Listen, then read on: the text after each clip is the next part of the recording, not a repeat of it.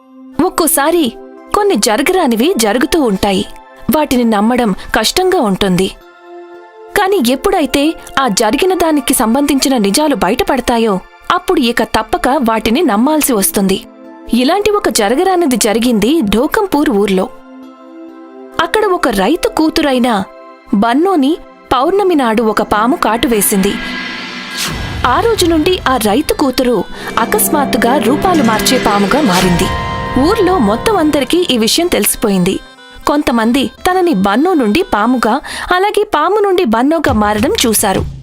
ఇంకేముంది, ఢోకంపూర్ ఊర్లోనే కాకుండా చుట్టుపక్కల ఊర్లో కూడా అందరూ దీనికోసమే మాట్లాడుకునేవారు. జనాలు వచ్చి తనకి పూజలు చేస్తూ ఉండేవారు. తనకి పాలు, పళ్ళు, అలాగే మిఠాయిలు కూడా ఇచ్చేవారు. రూపాలు మార్చే పాముకి జై! అమ్మా నాగదేవత, నా తరపు నుండి ఈ పాలను స్వీకరించండి. బాబాయి, మీ రూపాలు మార్చే పామైన కూతురికి చెప్పి నా కోరికల్ని నెరవేర్చండి. నాగదేవత చెప్పమంటోంది. నీ కోరికేంటి? నా భార్యది బయట ఆరేసిన చీర ఒకటి పోయింది. ఎక్కడుందో చెప్తారా? అది మీ ఇంటి పక్క వాళ్ళ డాబా మీద ఉంది. వెళ్ళి తీసుకో. ఏంటి? ఇక నేనేమో నా భార్యతో కలిసి 2 రోజులుగా వెతికి వెతికి అలసిపోయాను.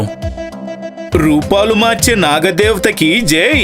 బాబాయ్, మీ అమ్మాయి చెప్పింది కదా, నేను పోగొట్టుకున్న బంగారపు ఉంగరం వంటింట్లో మిరపకాయ డబ్బాలో దొరుకుతుంది అని. నిజంగానే అక్కడే ఉంది. నీకోసం కొన్ని పళ్ళు తీసుకొచ్చానమ్మా. పళ్ళల్లో 501 రూపాయి కూడా ఉన్నాయి బాబాయ్. నీ వల్ల 15,000 ఉంగరం దొరికింది కదా. నువ్విచ్చిన డబ్బుని నా కూతురు స్వీకరించింది. రూపాలు మార్చే నాగుపాముకి జై! రూపాలు మార్చే నాగుపాముకి జై! ఊరి జమీందారికి ఈ విషయం తెలియగానే అతను వాళ్లని తమ ఇంటికి రమ్మని పిలిచాడు. కాని బన్నో రైతు తండ్రి వాళ్ళింటికి వెళ్లడానికి నిరాకరిస్తారు. దానితో జమీందారుకి కోపమొస్తుంది. అప్పుడతను తన మనుషులతో ఇంటికి వెళ్లి బలవంతంగా బన్నోని పట్టుకుంటాడు. ఇది చూసి బన్నో తండ్రి వద్దని చెప్తాడు. కాని జమీందార్ ఒప్పుకోడు. అప్పుడు తన మనుషులతో ఇలా అంటాడు. ఇది నా మాట ఏమాత్రం వినలేదు. ఏంటలా చూస్తున్నారు? లాక్కొని తీసుకురండి అమ్మాయినే. వదలండి, నా కూతుర్ని వదలండి. ఇక మాట్లాడుకో. ఒక చిన్న రైతువు నువ్వు. కూతురుని రూపాలు మార్చే పామని అంటావు, కానీ మా కోరిక మాత్రం నెరవేర్చవా నువ్వు? ఇప్పుడే నేనేంటో మీకు చూపిస్తా. ఒకసారి నీ కూతురికి చెప్పు, పాములా మారమనేవి.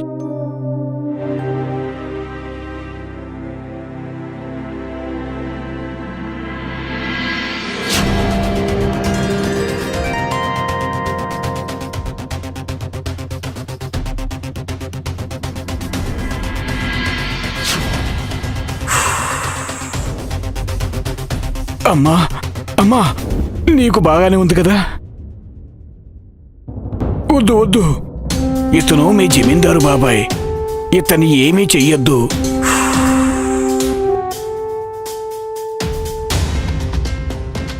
అయ్యో, నన్ను క్షమించమ్మా బన్నో. నువ్వు నిజంగానే రూపాలు మార్చే నాగుపామువి. మమ్మల్ని కూడా క్షమించు తల్లి. జమీందారు గారు చెప్పినట్టు. మొదటిసారి చేశారు కనుక క్షమిస్తోంది. మరోసారి ఇదే తప్పు చేస్తే అప్పుడు. లేదు లేదు లేదు. ఏంటి, నీ కాళ్ల ముందే బన్నో నాగుపాములా మారిపోయింది? అవును సర్పంచ్ గారు, నా 4 మనుషులు దాన్ని పట్టుకునే ఉన్నారు. కళ్ళు మూసి తెరిచేసరికి 4 చేతుల్లోంచి బన్నో మాయమైపోయింది. ఇక తను ఉన్న చోట 4 పొడవైన నాగుపామును పట్టుకొని ఉన్నారు. అబ్బా, నేను కూడా దీన్ని స్వయంగా చూడాలి. దాన్ని మన ఇంటికి పిలిపించండి. నేను కూడా ఇదే తప్పు చేశాను, కానీ రాలేదు. నేను మీ అందరూ చేసినట్టు పొగరు చూపించి కాకుండా ప్రార్థించి పిలుస్తాను. అలాగే నా కళ్ళతో తను నాగుపాముగా మారడం చూస్తాను. ఇక సర్పంచ్ జమీందార్తో కలిసి బన్నో తండ్రిని కలుస్తారు. వాళ్ల మాటలు విని తండ్రి ఇలా అంటాడు. అలా కుదరదు సర్పంచ్ గారు. ఎప్పుడైనా నేను గాని మీరు గాని ఉంటే తను పాముగా మారదు. తను తప్పకుండా మారాల్సిందే రామ్వీర్ బాబు. నువ్వు మర్చిపోకు, నువ్వు నా దగ్గరే బోలెడంత అప్పు చేసి ఉన్నావు. ఇల్లు పొలం అన్నీ జప్తు చేసుకోగలను. ఇలా చూడు రామ్దీన్ అన్నా, నా భార్య పిల్లలు పుట్టింటికి వెళ్లారు. నేను ఒంటరిగా ఉన్నాను కూడా. అందుకే నేను ప్రార్థిస్తున్నాను, ఒకసారి నాకు బన్నో పాముగా మారడం చూపెట్టు. తను ఎవరూ చెప్తే కాదు, తనిష్టంతోనే మారుతుంది. పౌర్ణమి రోజు రాత్రి తను ఖచ్చితంగా తను నాగపాము రూపంలోకి వస్తుంది. అప్పుడు మీరు తనని చూడొచ్చు. అయితే ఇక ఆలస్యం ఎందుకు? ఇవాళ పౌర్ణమి రోజు కదా, వెళ్ళి బన్నోని తీసుకునిరా. చక్కగా అతిథి సత్కారాలు చేస్తాను, బాగా మర్యాదలు కూడా చేస్తాను. అప్పుడు అంటాను, ఇవాళ రాత్రి ఇక్కడే ఉండిపోమ్మని. తను ఒప్పుకుంటుంది కూడా. ఇక రాత్రి ఎవ్వరికీ తెలియకుండా తను పాముగా మారడం చూడొచ్చు. నేను మీరిచ్చిన అప్పుల్లో పూర్తిగా కూరుకుపోయి ఉన్నాను. వద్దని ఎలా చెప్పగలను? సరే, నేను నా కూతుర్ని మీ అతిథి గృహానికి తీసుకొనొస్తాను. ఇక రైతు తన కూతుర్ని సర్పంచ్ అతిథి గృహానికి తీసుకుని వచ్చాడు. తనకి జరుగుతున్న మర్యాదలు అలాగే తండ్రి చెప్పడం వల్ల అసలు నిజం తెలియక బన్నో పాపం వాళ్ల అతిథి గృహంలోనే ఉండిపోతుంది. ఇక అందరూ అర్ధరాత్రి అవ్వడం కోసం ఎదురు చూస్తూ ఉంటారు. ఎందుకంటే ఇవాళ పౌర్ణమి రాత్రి. అలాగే ఇవాళ రాత్రి బన్నో ఒక్కసారైనా నాగుపాముగా మారి తీరుతుంది. ఏవండి, అర్ధరాత్రి పూట మీరు అసలు ఇక్కడ ఏం చేస్తున్నారు? ఎవరైనా అతిథులొచ్చారా?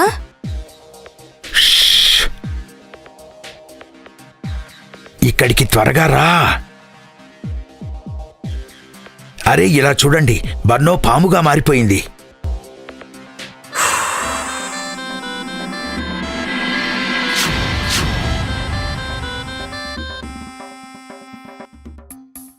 ఆ పాము ఎక్కడికెళ్ళింది? ఎక్కడికెళ్ళింది? అమ్మా, అమ్మా, నీకెలా ఉంది? అరే, తను తిరిగి మళ్ళీ బన్నోలా మారిపోయిందే. మీరు అరవకుండా ఉండాల్సింది. ఒకవేళ అంత త్వరగా రూపం మార్చేటప్పుడు నా కూతురు పిచ్చిదైపోయుంటే అప్పుడు తను చనిపోయుండేది. అప్పుడు మమ్మల్ని క్షమించు రామ్దీన్, దయచేసి క్షమించు. మేము బన్నో రూపాలు మార్చే పాముగా మారిపోయింది అని కేవలం విన్నామంతే. ఇవాళ చూశాం కూడా. కానీ అది ఎలా సాధ్యం? తన అనుమానం రోజురోజుకి ఎక్కువైంది. తను బన్నో ఇంకా ఆ రైతుని నిత్యం కనిపెడుతూ ఉండేవాడు. అప్పుడు ఆ వచ్చే పౌర్ణమికి తను ఒక ప్లాన్ వేసి బన్నోని అలాగే రైతుని తన ఇంటికి తీసుకొచ్చాడు. ఇద్దరూ తండ్రి కూతుర్లు కూర్చోగానే అతను బన్నో తండ్రి ఎప్పుడూ తనతోనే ఉంచుకునే చేతికర్రని తెలియకుండా దాచేస్తాడు. ఇక బన్నోని ఆ గదిలోనే విడిచిపెట్టి తన సర్పంచ్ తండ్రి, జమీందార్, తల్లి అందరినీ పిలిచి చూపించటం మొదలుపెట్టాడు. అర్ధరాత్రి కాగానే బన్నో పాముగా ఎలా మారబోతోందో చూడండి అని చెప్పాడు. కాని అర్ధరాత్రి, అలాగే అర్ధరాత్రి దాటి ఒక జాము దాటిపోయినా బన్నో ఆ మంచం మీద అలాగే కూర్చునుంది. తను మాటిమాటికి తన తండ్రి వంక చూస్తోంది. అది చూసి సర్పంచ్ కొడుకు ఇలా అన్నాడు, రామ్దీన్ బాబాయ్, మీ కూతురు బన్నో నాగుపాములా మారనేలేదు. పౌర్ణమి రోజు అర్ధరాత్రి దాటి 2 జాములు గడిచిపోయాయి. మారుతుంది, తను మారుతుంది. అరే, నా చేతికర్రేది? అది నాకివ్వండి. కర్ర తప్పకుండా ఇచ్చేస్తాను బాబాయ్, కానీ ముందు బన్నో నీ పాముగా మారనివ్వు, అప్పుడు తీసుకెళ్దువులే గాని. లేదు లేదు, ఇప్పుడే ఇవ్వు. ఎందుకు? నేను మీకు కర్ర ఇవ్వకపోతే బన్ను పాములా మారదా ఏంటి? అటువంటిది ఏమీ లేదు బాబు. అది అది అది కర్ర ఇచ్చేయి బాబూ. ఎందుకు బాబూ బాబాయిని ఏడిపిస్తున్నావు? నేనెక్కడ ఏడిపిస్తున్నాను? నేను ఏమన్నానంటే బన్ను పాముగా మారిపోగానే తప్పకుండా ఇచ్చేస్తానని. అవును గాని అవును, కానీ నేను కర్ర ఇవ్వకపోతే బన్ను పాముగా అసలు మారదు కదా. ఏమంటావు బాబాయ్? ఎందుకంటే అందరి దృష్టి మళ్లించి మీరు అందరి ఎదుట తీసుకొచ్చే పాము ఉంది కదా, అది ఈ చేతి కర్రలో భద్రంగా దాచిపెట్టి ఉంది కాబట్టి.